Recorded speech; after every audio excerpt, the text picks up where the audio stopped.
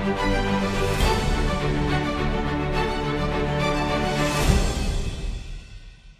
everyone, Allison Berger here for Blockchain Global News. I'm at TokenMatch in New York City, and I'm now sitting with the CEO of Glyph, James Greaves. How you doing? Hi, doing great. Thank you for joining me. Thank you. Tell me a little bit about your company. Yeah, so we're an identity platform, and the idea is how do you give people back control of their own identities? So we live in a society where our identities are measured by other people, tracked by other people, collected, resold. There's been a few things in the news recently that have kind of shown that. And what we do is we give identity back to people so they can control it and they can control who gets to see it, and just put people back in control of their own digital identities. This seems like a really big opportunity. Why would someone want to invest in you and be a part of it? Yeah, I think identity is actually the most compelling use case on blockchain for me. That's why we're in it. But I think it's often overlooked. Identity is everything we do. So identity is everyone you know, everywhere you go, everything you buy, all the money in your wallet, everything you like, every time you log into something. So identity touches, your DNA, just everything. So it's a massive, massive opportunity. We're used to having payment systems, and there's a very big market for payment systems with lots of different companies in it. What blockchain will enable is a complete identity system, and there's going to be lots of companies in that ecosystem helping us to manage our identities, use them, use artificial intelligence to do cool things with them. That kind of like, you think about Minority Report and how identity, when he's walking around and people know him, and that's really creepy when it's done on a centralized system and it's just like other people like, how do they know who I am? Right. But Big Brother's always watching. Yeah, but when you're in control and then you can do really cool stuff, like I choose to be identified when I walk in there and get better service, that's actually reassuring instead of creepy. Right. So how are you more unique than the other ID solutions that are out there? Great question. So there's quite a few. It's become quite a crowded space. We come from the identity industry already. My founders and I come from this space. So we were in the identity industry looking for ways to improve it, and we stumbled across blockchain rather than being blockchain enthusiasts looking for something cool to do. So that's one thing. And then, what we really look at is a way to incentivize the user so you can get paid for your own identity. Incentivize people that have information. So let's say you're a blockchain DNA app and you have DNA data that you want to share. You can't share it, but if you give it back to the user, they can combine that with their location data, the people they know, and things they buy. It becomes a really powerful data set that they can then sell themselves.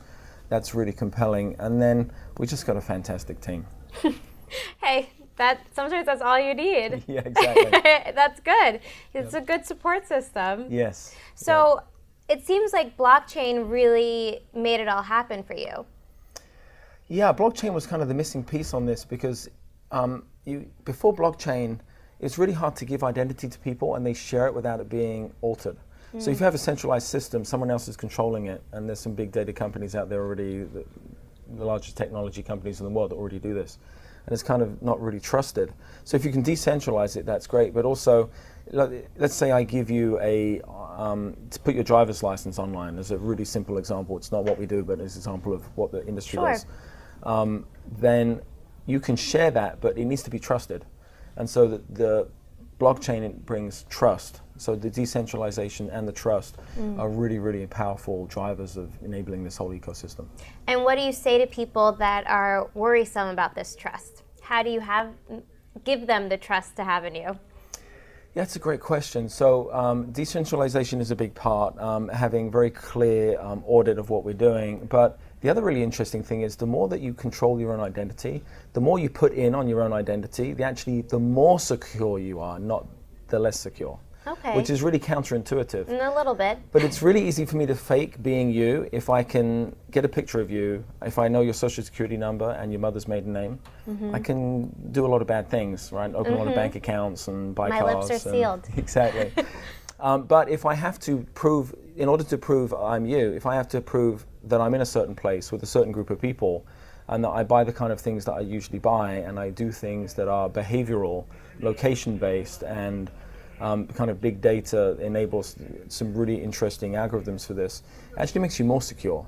So if you're sitting here right now and then suddenly you show up, let's say London, and you buy a Ferrari, and you're hanging out with some people that you've never met before, they're not in any of your social profiles, you're like, well, it's probably not you. And you can be alerted immediately, even if they had everything right about your credit, which is really counterintuitive and quite exciting for where this whole industry will go. Yeah.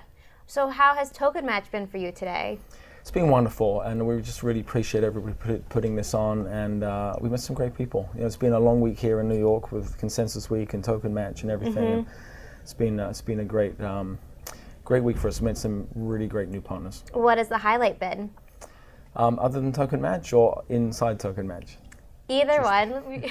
I thought you were going to say talking to me. Yeah, being on TV but with that's fine. you. Yeah, exactly. The highlight, there's just so many really great, humble, good people trying to change the world through blockchain. And so I think it gets a bad rap. I think there's a lot of people in it, there's a lot of people that assume everyone's in it for the money and the Ponzi scheme or whatever, but that's not been my experience. There's been some really, really amazing people really trying to make a difference in the world.